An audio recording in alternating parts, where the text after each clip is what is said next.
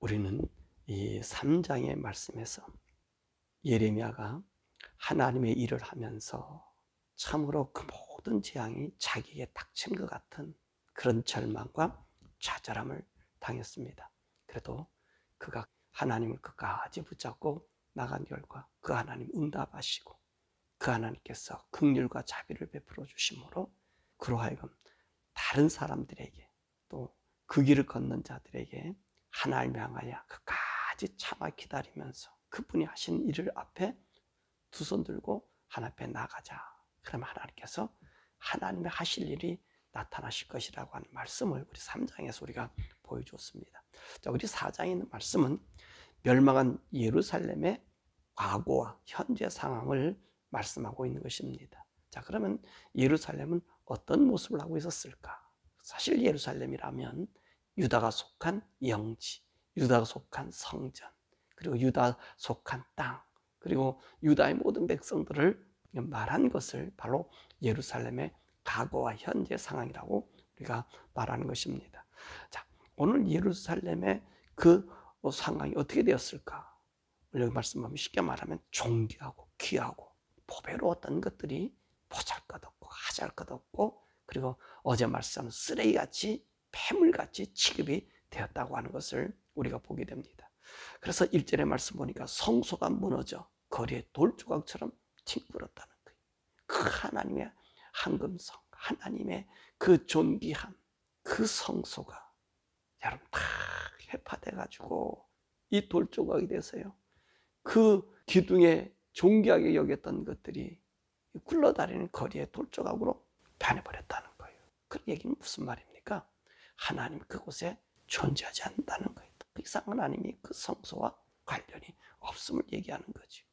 두 번째로 보면 2절의 말씀 보면 보배 같은 시온의 아들들이 토기장이가 만든 질 하나처럼 취급을 당하였다라고 이야기합니다. 자, 이 얘기가 무슨 말이에요? 그들은 보배로운 사람, 존귀한 옷을 입고 귀한 삶을 살았던 사람들이 여러분 이 질그릇 항아리가 어떻습니까? 쉽게 말하면 아무나 누구나 쓸 수 있는 그런 항아리가 아닙니까? 그러니까 아무나 써버리는 아주 비참하고 하급의 삶의 삶을 살고 있다는 거죠. 그 모습을 잘 표현한 것이 7절에서 8절에 이야기하고 있습니다. 저들은 어땠느냐? 눈보다 깨끗하고 젖보다 흰 피부를 가지고 있었고요. 산호보다 붉고 청옥을 다듬어서 그 빛나게 만들었던 것입니다. 그랬던 얼굴이었고요. 그런데 이들의 이런 몸이 얼굴은 검은 숯보다 더 검어졌고 가죽은 뼈에 달라붙어서 막대기처럼 말랐고 그리고 그 어느 누구 하나 그들을 알아보지 못했다는 거예요. 그만큼 이 예루살렘에 있는 그 사람들이 존귀함이 그렇게 이제 변해져 있음을 이야기하고 있습니다. 뿐만 아니라 이곳에는요 어떤 일이 생겼느냐, 이 부모들이 잔인함이 나타났다는 거예요. 잔인한 부모가 됐어요. 왜 그랬냐면 이 기근으로 인해서 이제 이 잔인함이 나타났다는 거지요. 그래서 3절의 말씀 보니까 뭐를 비냐면 들깨들도 자기 새끼들에게 젖을 두는데 이 이스라엘 나라의 여인들, 이스라엘 사람들은요 광야의 타조같이 아주 잔인한 성품을 가졌다는 거예요. 타조에 대한 얘기를 하는 이유는 타조는 자기 알을 놓고요 그냥 잊어먹고 가버린다는 거예요. 아니 그러면 그 알을 품어야지 새끼가 깨어날 것 아니에요. 그 돌보지 않고 간다는 거예요. 근데 바로 이 이스라엘 나라 그 여인들이 이런 모습을 하고 있다는 겁니다. 이스라엘 나라 그런 모습이라는 거예요. 무슨 말이냐면 잔인해졌다는 거예요. 왜 그랬더니만 먹을 것이 없어요. 그러니까 오늘 여기 말씀하는 젖먹이가 목에 말라서 입천장이 붓고 아이가 떡을 구워도 그 아이의 그 불쌍한 애처럼 눈빛에 떡 한 쪽 준 사람이 없다는 것입니다. 그러니까 10절에서는 어떤 일이 일어났냐? 정말 부모라고 하면 또 어미라고 하면 그 새끼를 자기의 피를 먹여서라도 살릴 텐데 바꿔져 버렸어요. 내가 살겠다고 내가 난 아이를 삶아서 먹는다는 거예요. 그 아이를 먹어버린다는 거예요. 여러분 이게 있을 수 있는 일입니까? 근데 그런 일이 있었다는 것이죠. 왜 그럴까요? 왜 그럴까요? 오늘 보니까 기근으로 인해서 그런 현상이 나타났다는 거지요. 그러니까 9절에 뭐라 말씀하냐면 칼에 죽는 것이 오히려 살아남는 것보다 낫다는 거예요. 너네들이 여기 있는 것보다 그 바벨론으로 팔려가는 것이 너희들에게는 더 좋다. 더 행복하다. 너희들이 만약에 거기에 가지 않는다면 네가 가에 있는 나라마다 칼들이 쫓아다니면서 너희들을 죽이게 할 것이다. 그렇게 이야기하고 있잖아요. 근데 바로 그거였다는 것이지요. 남아있었다는 거지요.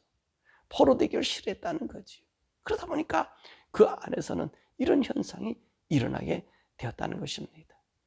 자기 자녀를 잡아먹는 일. 이게 있을 수 있습니까? 도저히 있을 수 없잖아요. 인간으로서는 할 수가 없잖아요. 그러니까 그만큼 이 예루살렘에는요 기근이 왔다는 뿐만 아니라 왜 이 기근이 그런 일들이 왔겠습니까? 이건 제정신으로는 이 일이 있을 수 없죠. 그러면 왜 이런 일을 당하도록 이 예루살렘이 이 지경에 이르렀을까요? 그 주동자들이 누군가? 13절의 말씀 보면 이야기하고 있어요. 그의 제사장들과 그 선지자들의 죄악 때문이라는 거예요. 이들이 어떤 죄를 했습니까? 의인들의 피를 그 성 안에서 많이 흘렸다는 것입니다. 이 제사장들 그리고 선지자들, 이 사람들은 어떤 사람들이죠? 인생의 영의 문제를 다루고 있는 사람이에요. 그러니까 이들이 누구를 죽여버렸어요? 의인들을 죽였다는 거예요. 의인이란 누굽니까? 하나님의 사람들을 죽였다는 거예요. 하나님의 선지자들을 죽였다는 거예요. 여러분, 이 거짓 선지자들과 거짓 제사장들을 갖고 있는 그 나라는 처음에는 사람들에게 환호와 친송을 받습니다. 그러다가 나중에 보면 모두를 이 지경으로 만들어버려요. 보세요. 참 선지자, 하나님의 음성을 듣는 사람들은 몰렉이나 그리고 흰놈의 골짜기에서 아들이나 딸의 제사를 드릴 수 있습니까? 드릴 수 없잖아요. 하나님도 아브라함이 이삭을 바치라고 얘기해서 그 마음을 보시고 나서 하나님 뭐라 그래서 죽이지 말라 그랬잖아요. 이삭을 죽이지 말라고 하나님이 고함고함 치셨잖아요. 그렇잖아요. 하나님은요 사람을 죽이시는 분이 아니에요. 하나님은 살려주시는 분이에요. 그래서 이삭 대신 우리 하나님께서는요 그 수양을 준비해서 이삭 대신 바치도록 하나님이 자기가 준비해서 자기가 갖는 거예요. 자기가 너를 인정해 주는 거예요. 그게 우리 하나님이에요. 근데 보세요. 이 거짓 선지자들은 어떤 짓을 해요? 그럼요. 지 새끼를 죽이는 거예요. 지 새끼를 죽이도록 버려버리고 그렇게 가르쳐요. 그러니까 보세요. 이 성중에 기근이 드니까 지 새끼 잡아먹는 거는 당연하겠습니까? 안 하겠습니까? 당연하겠지요. 왜요? 벌써 학습이 됐잖아요. 종교적인 습관에 의해서 흰눈 골짜기에서 자식 제사를 갖다 드려놓으니 당연히 그것은 내가 살기 위해서는 먹어도 된다라고 생각하니까 자기 자식을 먹으니까 잔인하다 그러잖아요. 타조 같다라고 이야기하잖아요. 이 일들이 어디서부터 생겼다고요? 바로 이 거짓 선지자들의 거짓 영이 그들에게 들어왔고 이것을 시행하는 제사장들이 속죄의 의미를 잘못된 속죄 죄악의 의식을 행함으로 오늘 이와 같은 현상이 일어났다는 것입니다. 그래서 여러분 이 거짓 선지자들과 이 육신적인 제사장들은요 이들의 특징이 뭐죠? 이 현실과 너무나 친근하고 현실적인 삶의 관점으로 모든 것을 해석하는 거예요. 현실 위주입니다. 현실 위주예요. 내세에 대한 하늘에 대한 이야기가 거의 없고 현실입니다. 그래서 사람들의 마음이 좋아요. 사람들의 마음을 사요. 현실적인 나의 삶과 나의 모습을 너무나 잘 이해해주고 알아주니 너무나 사람들이 귀히 여긴다는 말입니다. 그런데 말이죠. 이것이 타락의 원동력이요 멸망의 근원이 되는 것입니다. 여러분 현실적인 삶을 나와 많이 연관시키면 생길수록 우리는요 세속에 물들게 돼요. 죄악이 우리에게 사로잡게 되고 죄악도 정당화시켜요. 이게 너무 무서운 거예요. 죄악을 정당화시킨다. 죄악을 일반화시킨다. 죄악을 현실화시킨다. 이건 다 어디서 나오는 거죠? 우리 교회에서는요, 거짓 이 선지자들을 통해서 나타나는 거예요. 이 거짓 선지자들은 하나님의 영으로 얘기하는 게 아니라 인간적인 방법과 사고를 가지고 이야기하는 거예요. 그것을 가지고 어디서 찾느냐? 성경을 인용하는 거예요. 인간적인 것을 가지고 성경을 인용해요. 이게 거짓 선지자예요. 다시 말씀드리죠. 거짓 선지자는요, 또 거짓 목사들은 현실적인 것을 가지고 성경을 인용해요. 여러분, 이게 하나님 말씀을 가지고 우리가 이야기하는데, 보세요. 요즘에 설교도 AI가 해주는 시대가 됐어요. AI에게 주제를 주고 뭐 하면요, 멋진 설교가 나와요. 그럼 생각해 보세요. 이 AI가 한 것이 영일까요? 그냥 뽑아내는 걸까요? 이거 여러분 생각 들지 않으세요? 하나님 없어도 이 성경의 얘기를 가지고 얼마든지 세상과 조화해서 사람의 마음을 살 수 있다는 거예요. 이제 이해가 되시나요? 이 AI가 나오면서 거짓 선지자와 참 선지자의 구분하기도 좋아졌어요. 그러니까 보세요. 하나님 말씀을 다 인용해도 그것이 하나님 말씀 아닐 수도 있다는 말씀이지요. 예, 분명히 성경이 인용하니까 하나님 말씀 아닙니까? 그런데 그것이 아니란 말, 기계가 했다는 말이에요. 기계가 영감이 있습니까? 그럼 사람들이 뭐라 그러냐면 이렇게, 하나님께서는 과학의 문명을 이용해서 그것 가지고도 우리 인간들을 변화시키려 한다. 야, 참 그럴싸한 말이죠.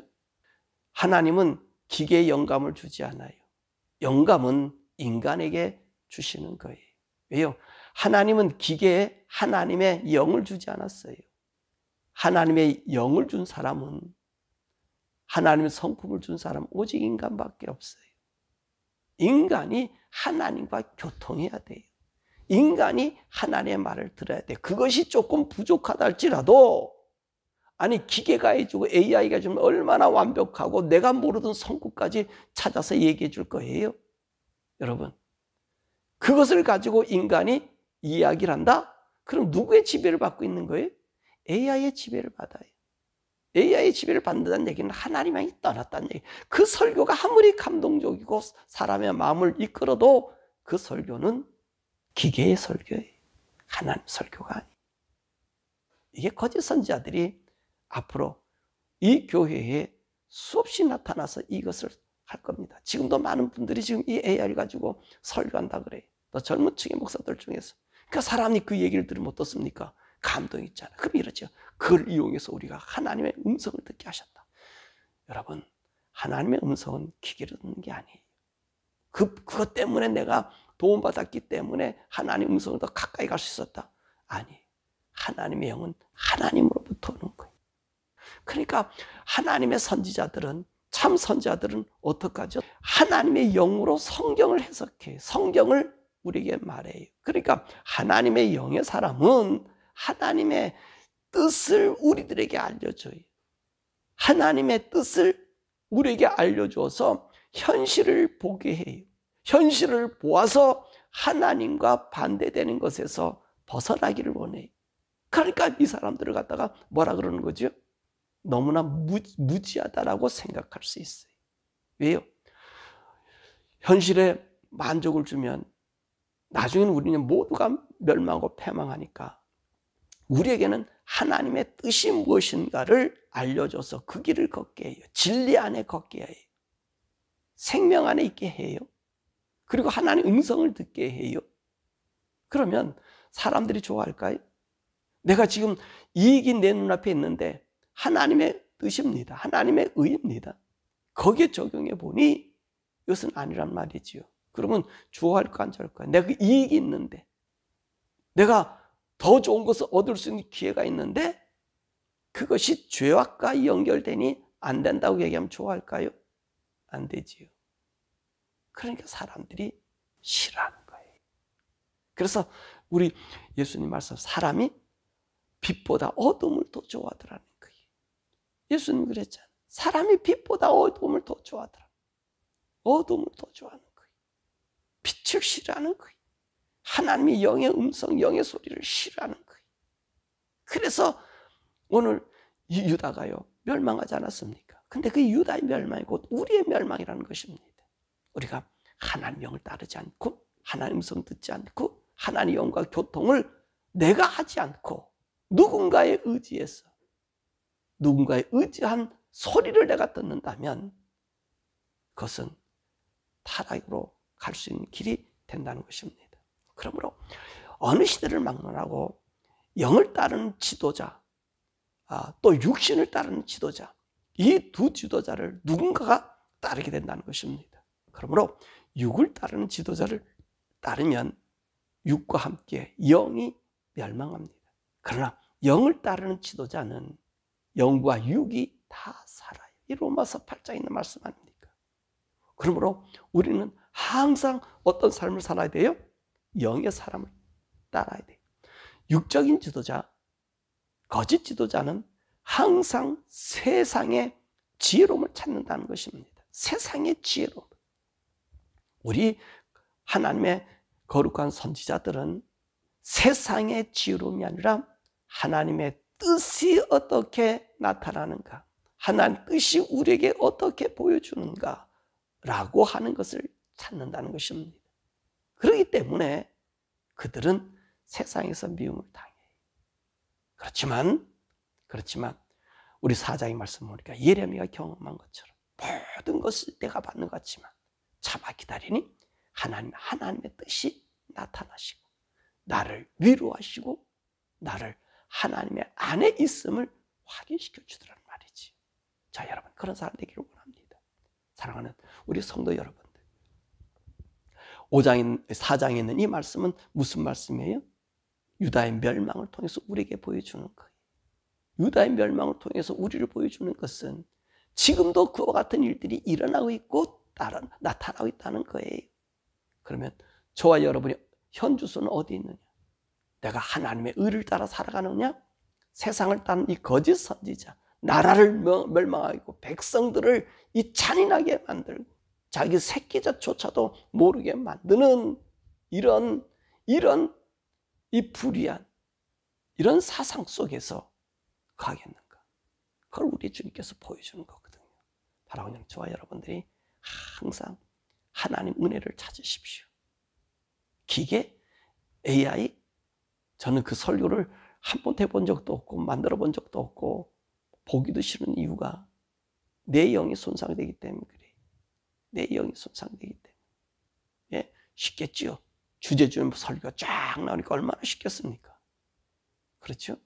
근데 그렇지 않아요. 우리는 하나님의 영을 받아야 생명이 있는 거예요. 하나님의 영을 받아야 하나님 오늘 우리에게 하시는 말씀이 마음과 마음, 하나님 마음과 우리 마음이 통해지는 거예요. 바로 오늘 저와 여러분들이 다 하나님 영이 통하는 사람 되기를 원합니다. 참 진리 안에 거하는 생명의 성도 되기를 바랍니다. 소돔과 고모라의 멸망 같은 멸망이 오늘 유대 땅에. 그래서 그 예레미야 뭐라 그럽니까? 우리 죄가요 소돔과 고모라보다 더 무거웠다 그러잖아요. 오늘 우리의 죄악이 소돔과 고모라보다 더 무겁지 않게 성령님과 함께 날마다 동행하고 금성 듣고 그 뜻이 내가 한 걸 한 걸은 걸어가고 말씀을 받아 성령의 감동에 의해서 그 말씀의 뜻을 따라 세상을 이기는 복된 성도 되기를 주님의 이름으로 축원합니다. 우리 시간에 함께 기도하지요. 예루살렘의 멸망의 그 과거와 현재의 모습을 보면서 예레미야가 통곡했지요. 사랑하는 여러분, 오늘도 우리가 함께 기도할 것은 하나님, 우리가 이 시대를 따르지 아니하고 하나님의 영을 따르는 사람 되게 해 주옵소서. AI가 주장하는 그 음성이 아니라 하나님의 음성을 내가 듣고 그 말씀 안에서 진리를 찾아가게 해달라고 기도하고, 여러분의 지도자들, 여러분의 목회자든지 또 나라의 대통령이든지 하나님의 뜻을 알게 하는 그런 자들 되게 해달라고 기도하십니다. 오늘 여기 있는 17절의 말씀 보면 이 시드기야에 대한 이야기를 하고 있는데, 뭐 시드기야뿐만 아니겠습니까? 그 후엔 여호야김이라든지 이런 사람들이 하나님의 도움을 구하지 아니하고 애굽의 도움을 구하다가 결론적으로는 멸망당했잖아요. 그 헛된 돈 구하지 말고, 여러분, 도울 수 있는, 내 눈에 보니까 나를 도와줄 수 있는 사람 의지하지 말고 하나님만 의지해서 하나님 앞에 손을 들었더니 그분이 나를 구하고 인도하는 철저한 인도 속에 이 시대를 살아갈 수 있는 의를 되게 해달라고. 주여, 나에게 좋은 지도자도, 좋은 목회자와, 그리고 이 땅에 좋은 하나님을 숭상하는 온전한 지도자를 우리에게 주옵소서. 우리 주여 앞으로 기도하죠.